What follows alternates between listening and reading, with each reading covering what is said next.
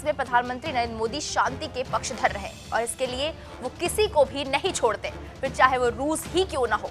हाल ही में उन्होंने SCO summit के पुतिन को पूरी दुनिया के सामने युद्ध को लेकर उपदेश देते हुए शांति की राह चुनने की सलाह दी थी। लेकिन ताजा मामले में भारत ने इस बार नॉर्थ कोरिया की हरकतों पर कड़ा ऐतराज जताया है। वैसे आपको पता होगा कि नॉर्थ कोरिया ने एक मध्यम दूरी की बैलिस्टिक मिसाइल का परीक्षण किया था, जो जापान के ऊपर से होते हुए प्रशांत महासागर में जाकर गिरी थी। और ऐसा माना जा रहा है कि उत्तर कोरिया की तरफ से ये तैयारी अमेरिका के सहयोगी देशों को निशाना बनाने के लिए की जा रही है, जिसके तहत ही उसने अपने हथियारों के परीक्षण की रफ्तार को तेज कर दिया है। पिछले 5 साल में पहली बार हुआ जब उत्तर कोरिया ने जापान के ऊपर से मिसाइल दागी है।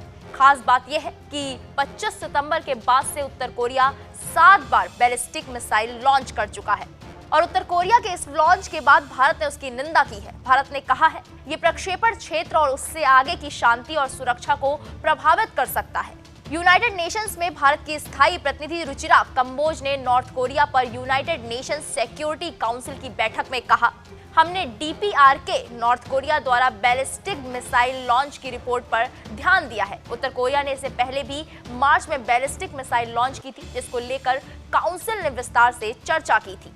बता दें कि भारत के अलावा उत्तर कोरिया की निंदा करने वालों में अमेरिका, ब्रिटेन, फ्रांस भी शामिल थे। इसके अलावा भारत उस ज्वाइंट स्टेटमेंट का भी हिस्सा था जिसमें कहा गया है ये प्रक्षेपण सुरक्षा परिषद के कई प्रस्तावों का उल्लंघन करते हैं और न केवल क्षेत्र के लिए बल्कि पूरे अंतर्राष्ट्रीय समुदाय के लिए खतरा है। ये ज्वाइंट स्टेटमेंट अमेरिकी राजदूत लिंडा थॉमस ग्रीनफील्ड ने Albania, Brazil, France, Ireland, Japan, Norway, दक्षिण कोरिया, संयुक्त अरब अमीरात, यूनाइटेड किंगडम और संयुक्त राज्य अमेरिका की ओर से दिया गया।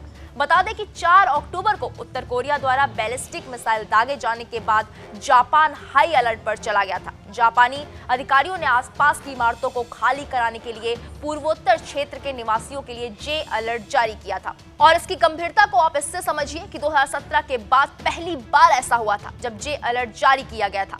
जापान के होक्काइडो और आओमेरी क्षेत्र में ट्रेन सेवाएं कुछ समय के लिए निलंबित की गई थी, जो अब बहाल कर दी गई है। और ये सब उस जापान में हुआ जहां से हाल ही में पीएम मोदी वापस लौटे हैं और वो भारत का मित्र देश है। बहरहाल आपको क्या लगता है कि भारत का नॉर्थ कोरिया पर लिया गया स्टैंड सही है? अपनी भी राय दीजिए।